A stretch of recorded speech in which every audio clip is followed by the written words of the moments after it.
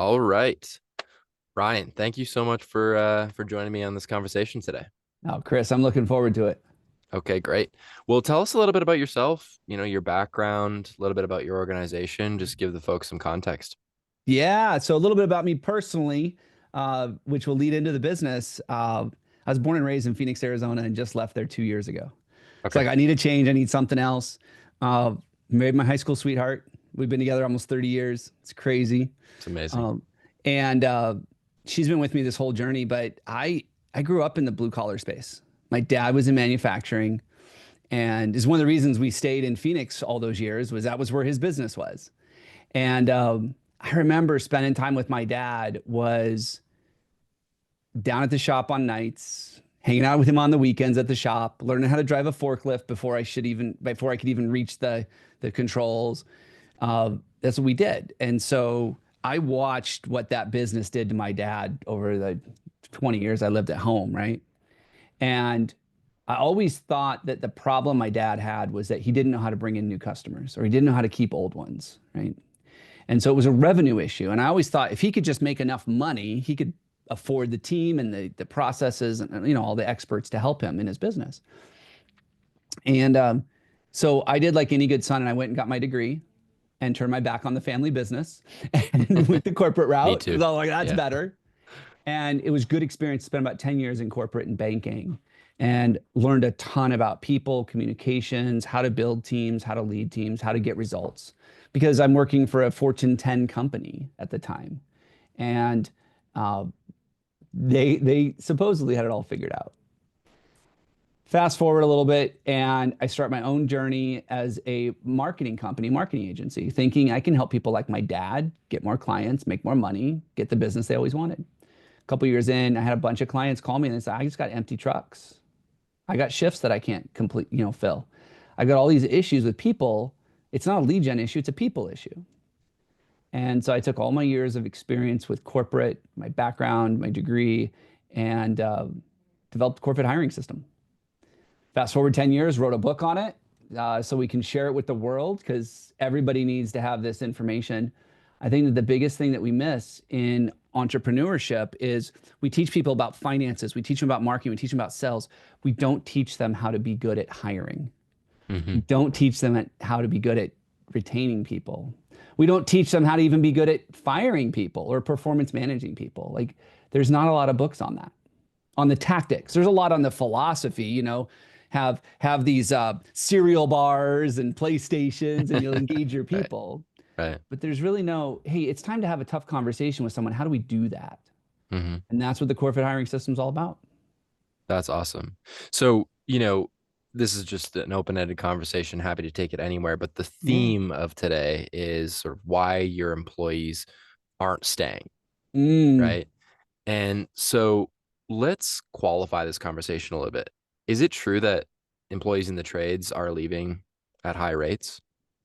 Absolutely. They are leaving the trades as an industry and they're going to other Mm, industries. So they're leaving the profession and they are leaving employers in crazy numbers. And there's a bunch of reasons for it, but I'm going to tell you one reason that is not the reason they're leaving. okay. It's not about the money. Hmm. No one ever leaves a job for more money somewhere else. Hmm. They don't. Now, is there a point where, someone's going to pay double the salary? Yeah, but they're not leaving you. They're jumping into a new career. Like they're doing something Right. completely different. Uh, but it's not about money. It's not about benefits. It's not about those things. The reason that I see a lot of people leaving the industry is they're tired of the way industry treats their people. Mm, They're tired of being treated like a set of hands or a number or a cog in a machine that just can be replaced at any time.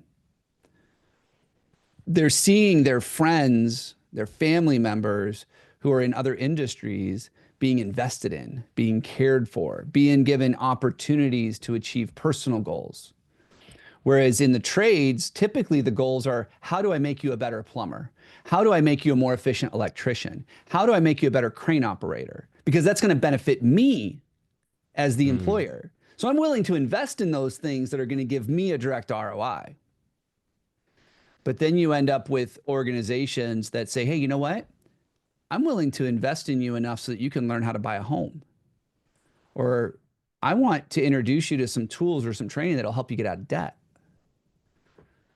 Or, you know what? If you're a single parent, I want to share with you some ways that we can create a flexible working arrangement. Not always, but if a kid's sick on a Tuesday morning and you got to come in 2 hours late because you got to take him to the doctor, you're not going to be fired for that. And I think the trades has a history of treating people that way, disregarding their personal life. In fact, I've heard many leaders say, you know what, you just need to leave your personal world at home. Don't bring it Mm, to the job site. And I think that mindset, that the way of thinking about people needs to go away. And it has for a lot of other industries. And that's why people are leaving and going to these other industries. got it. So let's level set on this. I always hear, I hear this all the time, right?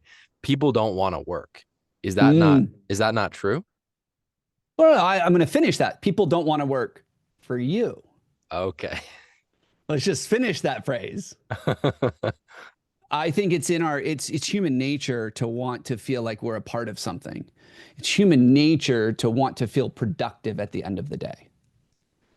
But when we're giving opportunities to take the easy road, we're going to take the easy road. Like there's just some people that will do that. But not everybody sat around during COVID cashing COVID checks. There were a Right. lot of people that wanted to get out and work. Right? It's human nature. Like we're driven to produce. Hmm. People want to produce. They want to feel productive and they want to feel like they're a part of something bigger than themselves. They want to feel like they belong somewhere. And when I say people don't want to work for you, what I'm saying is they don't feel like they belong working for you. Mm. They don't feel like you are helping them achieve their personal goals. Nobody wakes up in the morning and says, I am so excited that I was created to go work for this job that I hate. Nobody Yeah. says that. They wake up in the morning and say, you know what? I got to buy a bigger house for my family because we've grown and we can't afford a bigger house right now. I need to go find other opportunities because my boss could care less that we've outgrown our house. Right. Do you think, have you found in your experience generational differences in that mindset or that perception? So, all else being equal, and I qualify that because Gen Z, in particular, the youngest generation out of the workforce, they grew up in a digital world, Hmm. right? Whereas the boomers didn't have that. Yep. Right? They didn't have cell phones. They didn't Hmm. have any internet. They didn't have all that. If we get rid of the technology piece and we just say, hey, all else being equal, what we're seeing with the millennials and with Gen Z, we saw with Gen X and the baby boomers when they were their age. Right? It's not as much a generational thing as much as it is a maturity thing. Mm. Right? Baby boomers are like, I don't know why. They've had 6 jobs in the last 3 years. I'm not hiring them. I hear that all the time. I'm like, let's go back to when you were 22. Hmm. Hmm. Well, I was 22. I had 6 jobs in 3 years. I'm like, yeah, it's no different. You know, we hear every generation complain about the generation or two younger than Right. them. Happens Right. all the time. Right. There's a quote from Socrates, the old philosopher 3,000 years ago, about how kids are entitled and they feel like they're privileged and they don't want to pay attention to leaders and they don't want to listen to their parents and they don't want to work. And I was like, that was 3,000 years ago. Kids haven't changed. Yeah, that's a good point. Now you throw technology in and that adds another layer of complexity that we do need to address. Uh, you know, a 23-year-old isn't going to want to come to a job site where they have to leave their phone in their car. The Right. phones, it's like that's all they've known. Like that's a piece of them. Right. Now, are there reasons you want them to leave their phone in their car? Safety reasons? Absolutely. Uh, are the younger generation going to understand when you say everybody needs to work at the office from 9 to 5, 5 days a week? No, because they grew up in a world where you didn't have to do that. You had remote school. You could take breaks. Didn't have as much strict, it wasn't as strict with attendance. Yet we still operate in this old school mindset of if we want to build a strong culture, we have to do it in the office, at the job site, every single time. And so So how do that's we, where we end up with some of the struggles with the generations. okay, interesting. So how do we compromise, right? Is it all the younger generation, or sorry, rather the older generation who's likely, not in every case, but hiring these folks? Is it them having to change to sort of and empathize with the younger generation and just the reality? I think for the most part, the older generation does have to, I don't Interesting. want to say cater to them, but find a good middle ground. Because the reality is, especially like look at construction.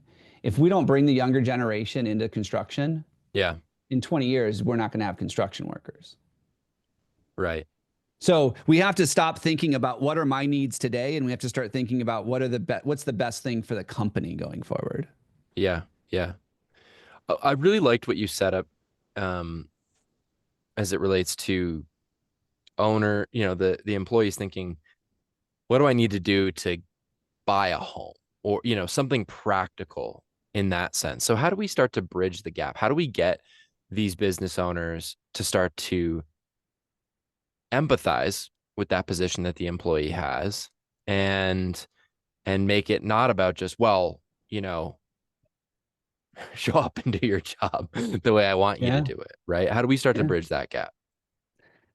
I think a lot of it is to take a step back and understand that everybody goes to work to achieve personal goals. Mm-hmm. Everybody, even that business owner, Mm-hmm. Yeah. right? Yeah.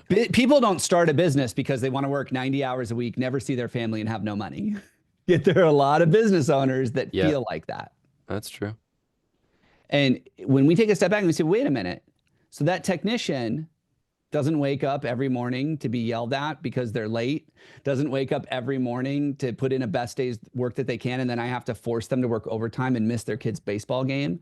They don't wake Mm-hmm. up every morning so that I can pay them below market or make their life hell by not implementing systems and processes that other companies are doing. Like they don't wake up and want those things.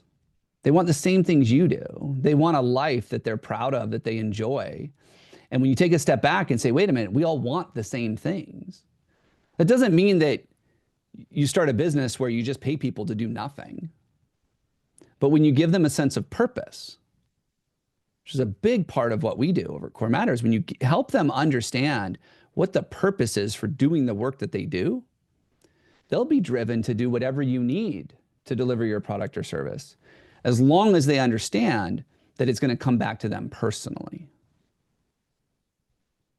So now I'm curious, are there some folks in your experience that just will never understand this? And how Oh, do yeah. you, I guess, how do you identify these people? Like, how do you, you basically disqualify them from being able to be helped in this regard? Yeah. So there's, when you think about business owners in general, let's forget about the way we hire and treat people. Let's just think about business owners in general. Yeah. I think it's pretty commonly accepted amongst business coaches and consultants and book authors that if there is a problem in the business, if your business is not getting you the results you want, if your business isn't growing the way you want, the majority of the time, the problem is looking back at you in the mirror. Yeah. Yeah. It's the owner. Right. Majority of the time. If there's a problem in the business, there's something wrong with the owner. And so there are people that are like, I'm not the problem. I will never be the problem. I am perfect. Right? Like, and they aren't willing to look at that and say, okay, I'm willing to do something different to get different results.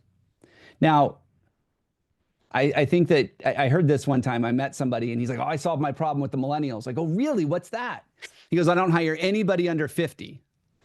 And I go, okay, that's interesting. I go, you have an exit strategy? He goes, 6 years. I'm selling. And I was like, well, hey, you figured it out. Right. Right. He knew that if I sell in 6 years, I only have to hire people over 50 and I don't deal with millennials. Right. And so, It's and an that worked for interesting him. strategy.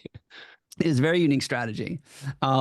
But then I think about, well, what's the value of a company where everybody that works there and has all the knowledge is ready to age out of the system? Yeah. Right. So they're all 56, 60 years old. Who wants to buy a company where everybody's ready to retire? Yeah. you know? Yeah. So we just have to think bigger picture long term and check our ego at the door, right? Not make it all about us. Yeah. Now, like I said, there are people out there that just they don't want to change. They don't want to read books. They don't want to learn new ideas. They don't want to listen to others. That's fine. Keep doing what you're doing. Uh, but I think for the people that say, there's got to be a better way. There Mm, has to be a better way because nobody wakes up in the morning and says, I'm going to go start my own business, work 90 hours a week, make less money, and never see my family. They just don't do that. yeah, that's a good point. They start a business because they want to make more money. They want to provide for their family. They want to be able to do the things that they think they should be able to do. And often business gets in the way. We have a client that he used to work 75, 80 hours a week before he met us. Now he works like 30, 35 hours. And he says, every time I work less than 40 hours a week, I feel like I'm stealing from the company. Because that's not normal for Yeah. entrepreneurs to feel Yeah. that way. Uh, and so I think it's really being open to changing that mindset a little bit. And the cool part is, if you're a growing company, you really don't have to do that much different. You just got to be open to hearing from the people in the field. You got to be open to getting feedback from your field leaders and just make a couple of small shifts, like identifying your purpose, holding people accountable to your values, making sure that you got a vision that's clear, that everybody understands what's in it for them. And that can be transformative to most businesses. That's really helpful. So if let's assume that we're talking about this group of folks that can self-select and can understand that they need to do something different to achieve different results. What is one thing you always see businesses do wrong, small or large, that they just can't see themselves right off the hop? Is there They one thing think that that, stands out? yeah, they think they can hire someone that thinks like them, hands down. Oh, interesting. They're hiring these people. They don't understand why they don't get it. They don't understand why they don't think like them. They don't think they understand why they don't act like them. They don't understand why the clients don't like them like them. They think that they should be able to hire people just like them. And that's the bar they set. And then they disappoint themselves every single day. They realize no one on their team is built like them. Hmm. I guess that's like leadership 101. I'm laughing because like I'm thinking of people that are this. Well, and I tell people, especially entrepreneurs, I say, you know what? There are people out there that are just like you.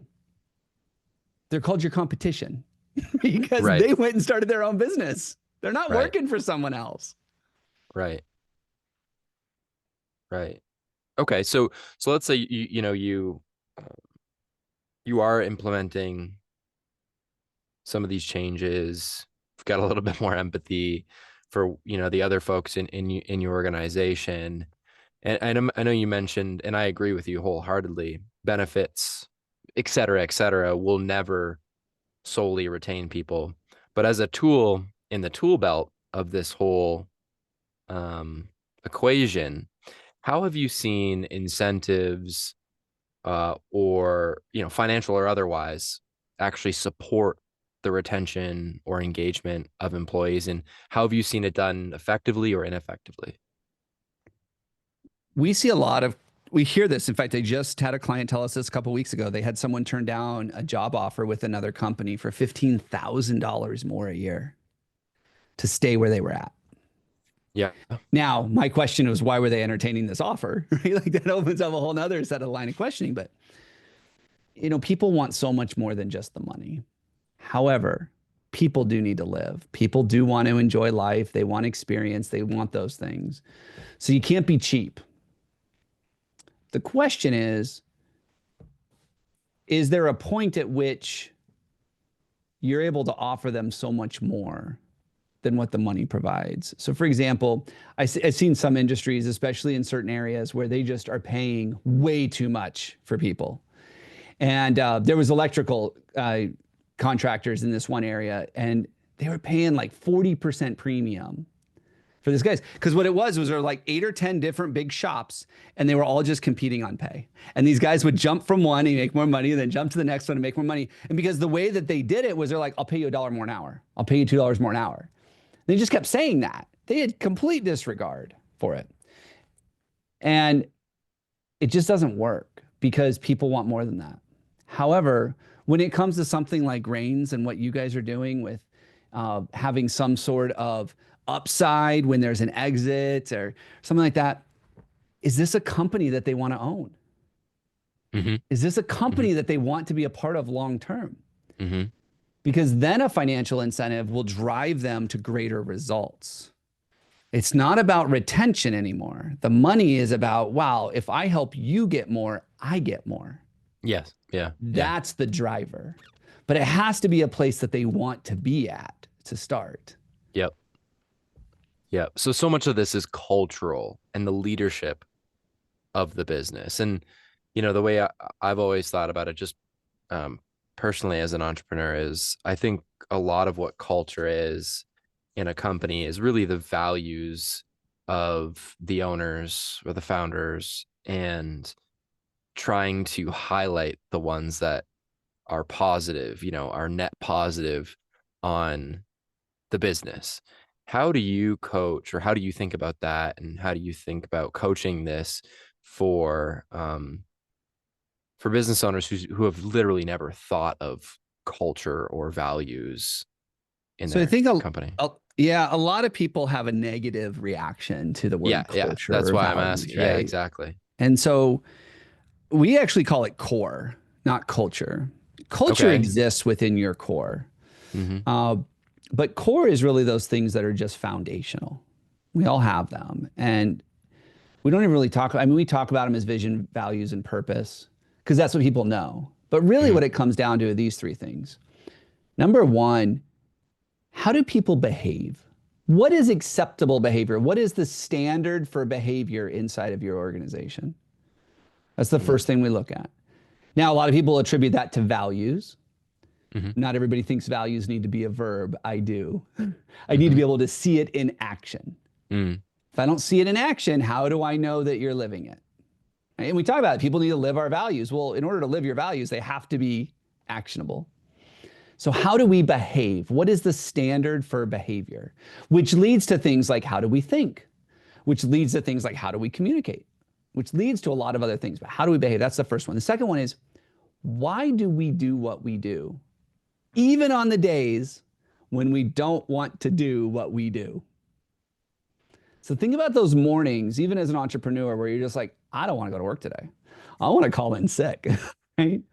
But as entrepreneurs, we get up and we push through it, even when it's a bad day, even when we don't feel well, even when we're on vacation with the family, we push through because we have an inner sense of purpose. Are we able to communicate that purpose or that why to the rest of our team? Because everybody wants to have a sense of purpose. And the last one is, are they excited about where this bus is going? Mm-hmm. Right? Yeah, a lot of people will call that vision, but think about it. When you put people on your bus and the bus breaks down or it gets detoured or stuck in traffic, delayed, what do you people do? A lot of times what they do is they get off the bus and they go find another one. Like, well, this bus ain't going anywhere. I'm out. Or they find out that the bus is going in a direction they didn't want to go, but they didn't find that out till too late. So they get off the bus. And so that's that values, vision, purpose piece. Behaviors, why, and where are you going? And then I think the big piece that is missing beyond that, and a lot of people throw this into leadership, is the communication. Are you communicating those things well enough? Because I can't tell you how many times I've sat down with a company, they're like, oh, we got our core values, we got it all figured out. And I'm like, you're the owner of the company? They're like, yeah, I'm the CEO, I got 55 employees. I'm like, great, what are your core values? Go. And they're like, they're looking through their emails, they're shuffling them. It's around here somewhere. I'm like, if you don't know them, Yeah. there's 55 people on your team that don't know them. You're not communicating them well. So it's one thing to be able to create them enough to put them on a wall. The next part is you got to be able to do something with them after that. And that usually comes down to communication. So I'm sure you get this all the time, but what pops into my head is, y- you run into these business owners, especially in the trades, owner operated companies. They're so busy. Obviously, the logical explanation here is if you do nothing, you're not going to get different results. But how do you help them sort of crawl, walk, run, um, in incremental steps that they can implement to start seeing some making some change in their organizations when, it's hard to even get them on the phone. Yeah. Yeah. Uh, I think the number one reason now, if you're an owner operator and you're by yourself and you're doing all of it, the way you solve that problem is different than the one that we Sure, normally sure, solve, sure, right? sure, sure. So typically the people that we're working with probably have 15 to 20 people on their team. Yeah. They need to hire 3 to 5 people. The reason that that owner is walking around with their hair on fire all day long is Hmm. because they're short staffed. And the Hmm. reason they're short staffed is because the majority of the time, not everybody's clear on what everybody should be doing. We've actually helped companies get very clear on who should be doing what. And they're like, we don't need that extra body that we thought we needed because now Mm. we figured out, oh, you've got Susan doing half the job, you've got John doing the other half the job, and it's like, well, what if you just gave it all to Susan? She gets done in half the time.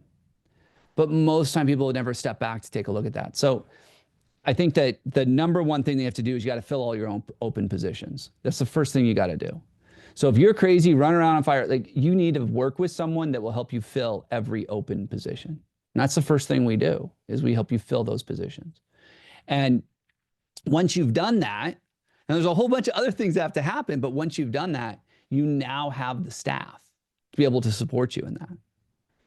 Now I'm sure there's people like, what if I can't afford to hire people? What about that? Yeah, there's a whole bunch of things that we have to think about to do that.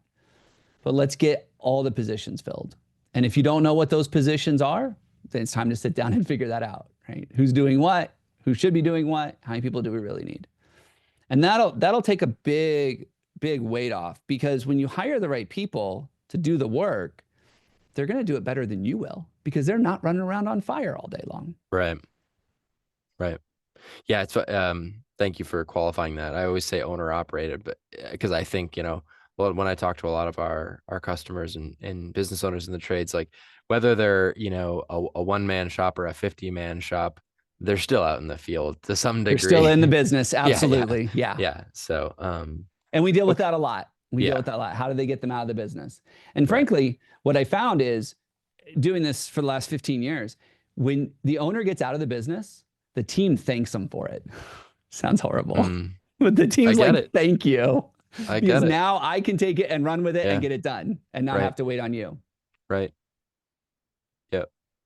So as we think about trying to answer this question, like why your employees are leaving and based on the conversation we've had today, it strikes me that, there's what you can do for employees that are already in the business. But in your estimation, how much of this happens before employees are even hired? Yeah. We often see that companies have a hiring strategy of if they show up for the interview, they're hired. I mean, that's a strategy. And when you're hiring people that don't align with the way you behave, they're not excited about where you're going, and they don't align to why you do what you do, you're just going to keep turning people. All right. So you've got to get clear on those things. You don't have to have them fully documented where they're printed up on a wall and they're perfect and you're binding them in a book, but you've got to have a sense of why Right. you're doing this stuff. We found that just making the right hires can transform a company. We have a client right now, when they started working with us, I think they were like 12 or 13 employees. They hired 9 in the first 6 months of working with us. And so almost doubled the size of the company. And I think only one person left in that whole time. And I just heard from the owner, and he's like, the company culture that we have is what I've always wanted. I never thought we could get there. That's And it very all cool. came from hiring 9 of the right people. Right. Yep. That makes a lot of sense. This has been really great. Tell people where they can learn more about Core Matters, the book, et cetera, et Yeah. cetera. Yeah. So corematters.com is our website. If you want to connect with me personally, I'm all over LinkedIn. Yeah, and I've got a book called Hire Better People Faster, where we break down the 7 components of our system. Everything from how do you attract the right people to hire them, onboard them, even get them engaged long term. And it's really designed to be a guidebook for you. So if you want to implement this yourself, I mean, we really go deep into the details. And for anybody that wants to grab a copy of that, you can go to corematters.com/freebook and just pay a little shipping and handling, and I'll be glad to sign and send you a copy of it. If you're the audiobook type, which a lot of the people that I know are, you can grab the audiobook anywhere audiobooks are sold. That's awesome. Well, thank you so much for the tactical advice today, Ryan. Really appreciate the conversation. Thank you, Chris.